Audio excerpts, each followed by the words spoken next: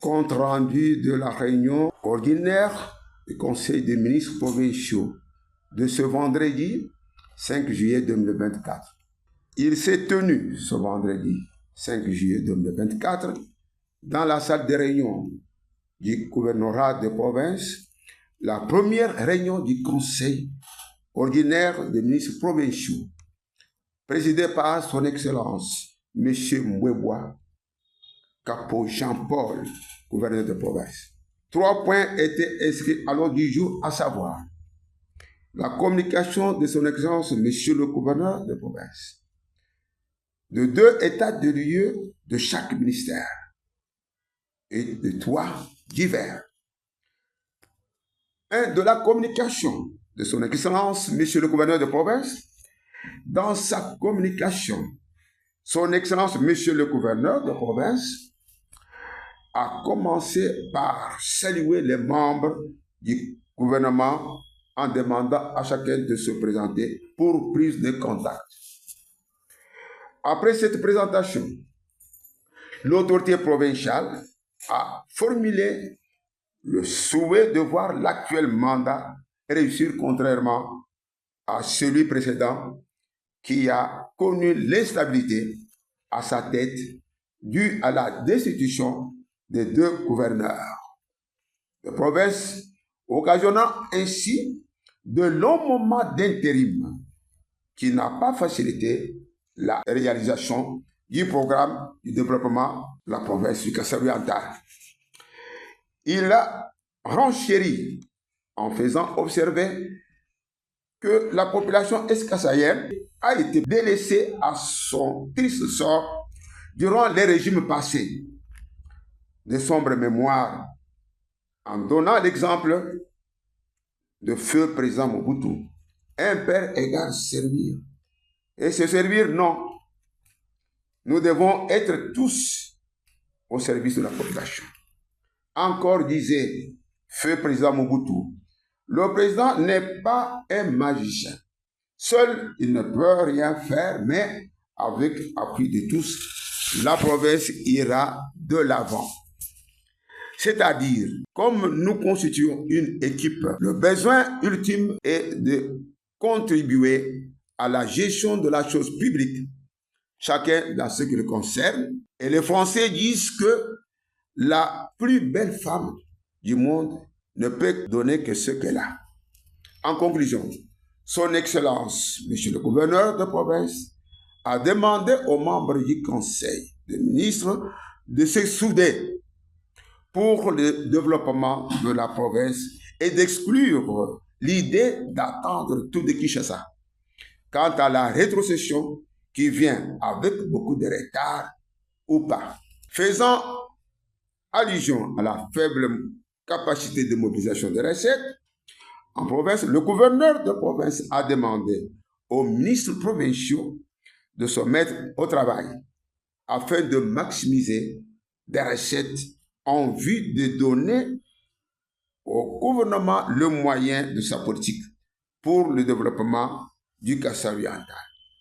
Province à multiples défis à résoudre pour le bien-être de sa population. D'où la maxime qui dit « Aide-toi et le ciel t'aidera », comme notre cheval de bataille.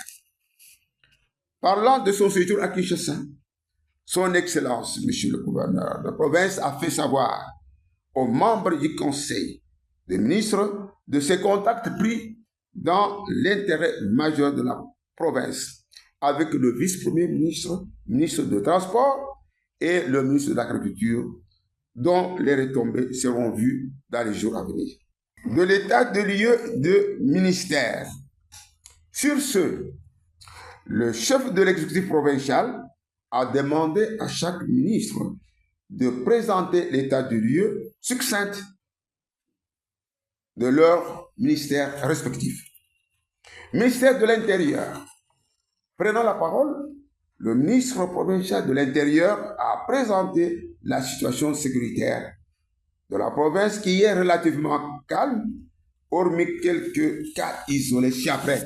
Le retentissement des coups de balles qui ont été enregistrés dans le secteur de Belou-Belbilangi lors de l'enterrement de la dame assassinée dernièrement à Katanga.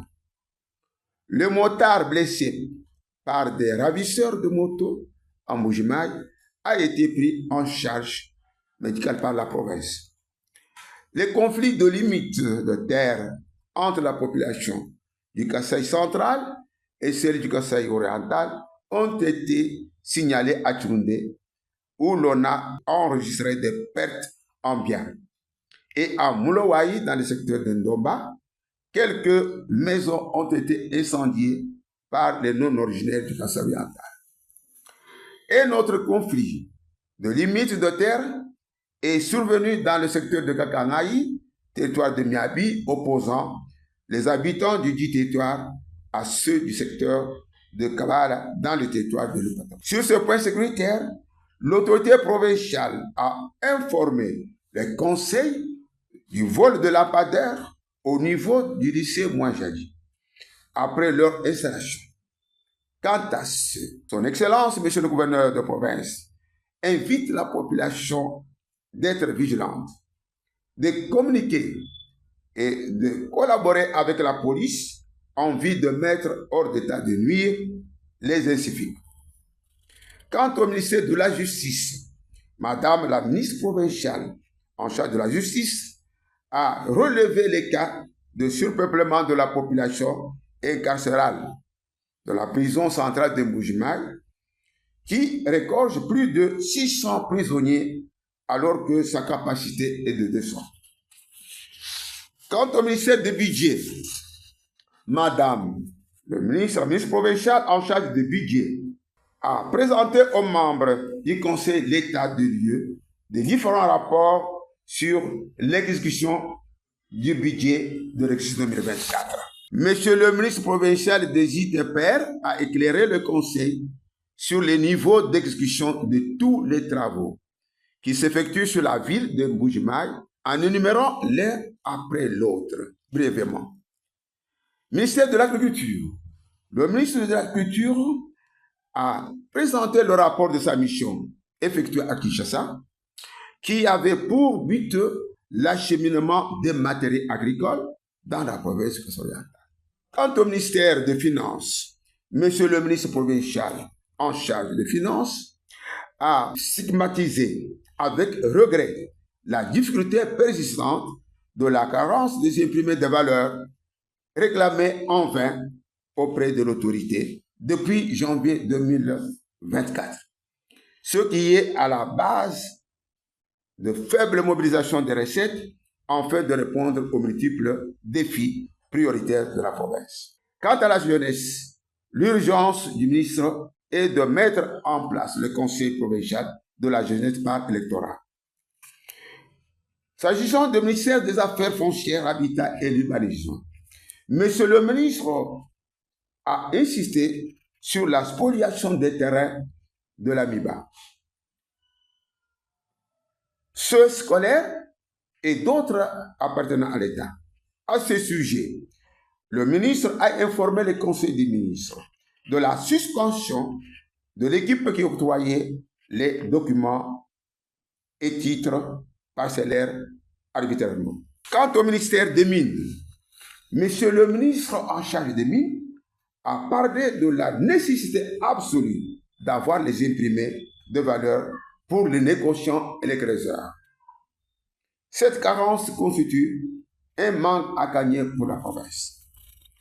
Le ministère de l'Éducation, Monsieur le ministre en charge de l'Éducation, a épinglé les points ci-après. L'impayement des enseignants NU, un paiement de NP, c'est-à-dire enseignants mécanisés et non payés. Un paiement des écoles recensées car non mécanisées. Les cas des bureaux désactivés et non réactivés jusqu'à présent. L'insuffisance d'infrastructures scolaires, classes et écoles. Insuffisance de bancs pupitres dans des écoles. Insuffisance d'ateliers. Insuffisance de laboratoires, sans oublier la carence de mobilité pour les animateurs à tous les niveaux. inspecteurs, gestionnaires publics et conventionnels. Commissaire général en charge d'énergie. Monsieur le commissaire général en charge d'énergie a fait un rapport détaillé énergie de la province, tout en signifiant que dans l'avenir proche, toute la ville de Mbuji-Mayi sera éclairée. Commissaire général en charge du genre, famille et enfants. Madame la commissaire générale a fait savoir au conseil que son commissariat travaille surtout avec les partenaires. Mais la difficulté éprouvée est d'origine juridique, par carence de textes ou arrêtés de structures se trouvant au niveau des projets, en attendant leur adoption et promulgation. S'agissant de la santé, le vice-gouverneur de province a relevé la résurgence dans la province de l'épidémie de choléra, qui est en train d'être maîtrisée par les équipes spécialisées en place. À ce sujet, la province a été félicitée par les partenaires pour cet engagement dans la prise en charge des malades et la sensibilisation de la population. Quant au divers, dans le divers, le chef du gouvernement provincial a demandé aux membres du conseil de travailler en parfaite harmonie pour le bien-être de la population afin de répondre à la vision du peuple d'abord prônée par son Excellence Félix Antoine Tshisekedi Tshilombo, chef de l'État.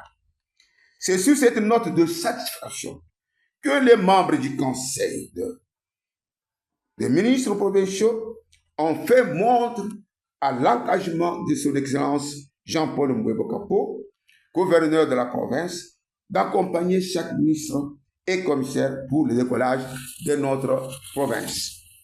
Commencé à 16h, la réunion du Conseil des ministres a pris fin à 19h20. Fait en Mbuji-Mayi, le 6 juillet 2024, Jean-Nico Mwambakal, ministre provincial en charge de la communication et médias et porte-parole du gouvernement. Je vous remercie.